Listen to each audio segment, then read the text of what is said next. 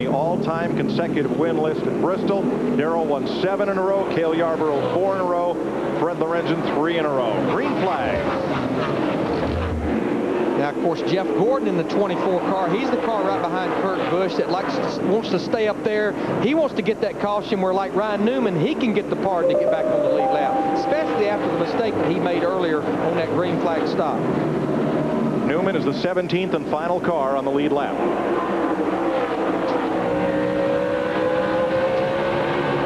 Michael Waltrip in 4th place. Lap car of Terry Labonte just ahead. Michael's done a great job today. He's just stayed out of trouble, quietly worked his way up into the top 5. And for a team that only has one top 30 finish, 37th in points, I think a good top 5, Steve, would just tickle that group to death. I think a top 10, Steve.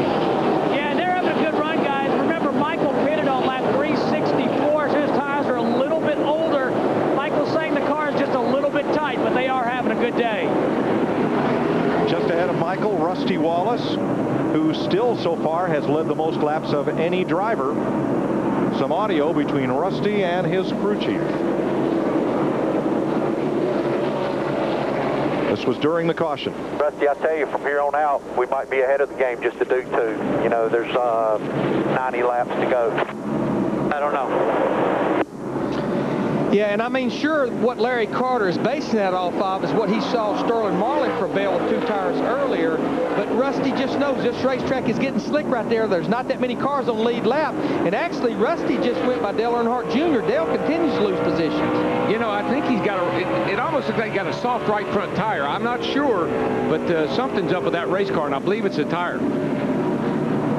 Marlin went by for 2nd and Wallace for 3rd. And he's fixing to lose 2 or 3 more spots. Michael Waltrip in the 15, Jimmy Johnson with those real fresh tires in the 48, and Dale Jarrett in the 88. Inside, 1 car. He agrees with you, Darrell. Yeah, it's a tire. I'm not sure if it's a right front or not, but it's a tire. And you can see he's really got crank. He's really got a handful there. He's got a tire problem, I think. And, of course, I mean, this is where you feel that real pressure as a driver and a crew chief. You know a green flag stop with 80 laps to go is going to take you out of the equation, but you don't want to stay out there, lose that tire, and hit that wall. So we have 2 people wanting that caution, Jeff Gordon and Dale Earnhardt Jr. Yeah, he's definitely fighting with a problem there. It's more than likely, since he's able to run this long, it could be a left side tire. But he's doing the same thing I'd be doing. I got a tire going down, but I don't know which one it is.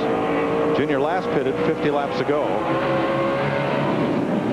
Trying to hold on to a lead lap finish here as Kurt Busch extends his margin over Sterling Marlin and has the lap car of Jeff Gordon between himself and 2nd place. Yeah, I thought Junebug had about the only car I thought that might be able to challenge the 97, and now he's got problems.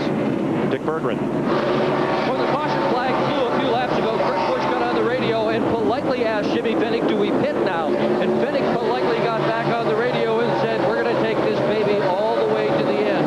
Since then, they have reminded Busch about tire strategy, tire management, conserve the tires.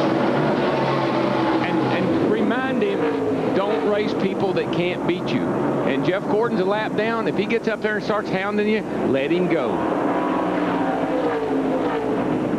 Jimmy Johnson in that 48 car pulls up behind Michael Waltrip in the 15. This is a battle for 4th. And just remember, Jimmy Johnson has about 20 less laps on his tires. Steve Burns, that could prevail with just a little over 70 laps to go. It might, Larry Mack, and he said he's got some good strategy. He says, I'm saving my right front tire for the end of the race, but I do have very good forward bite. And, of course, the thing he don't want to have to do is have to fight cars like Michael Waltrip so long that he abuses that right front tire. And, boy, they've really picked up the pace, Larry. I mean, they were running high 17s or mid 17s earlier, and we're right now, last lap, 16:30. Yeah, Kurt Busch ran the fastest lap in this race of his car back 10 laps ago at lap 4:15 at a 15:82 around a half-mile racetrack. Dale Jr. now 2/3 of a lap down, continuing to fade, Matt. 70 laps to the finish. It continues. There he goes. There he goes. He spins around. And Casey Mears gets caught up Is out. with Stan Barrett. I believe he's going to stay on the lead lap. He will, because remember, the field is frozen. The field is frozen. And The leader is instructed when you see the caution, slow down to pace lap speed. He brought the caution that he needed, and it worked out just perfect. And Jeff Gordon will get the pardon. He'll be back on the lead lap here with about 60 to 70 laps to go. Well, you know, you make your own luck, and he just made a whole pot full of it.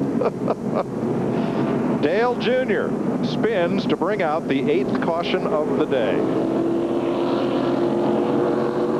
I remember a race, it was a short track race, I forget where his father heard Richard Childress on the radio saying, Dale, we're about to go a lap down. We need a caution. Dale says, working on it.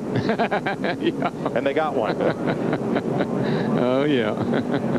See him go off into turn 1 and 2. Thing just comes around with him. Yep. Luckily, he don't hit anything. No one hits him. In fact, almost a big mess back there with Casey Mears in the 41 and Stanton Barrett.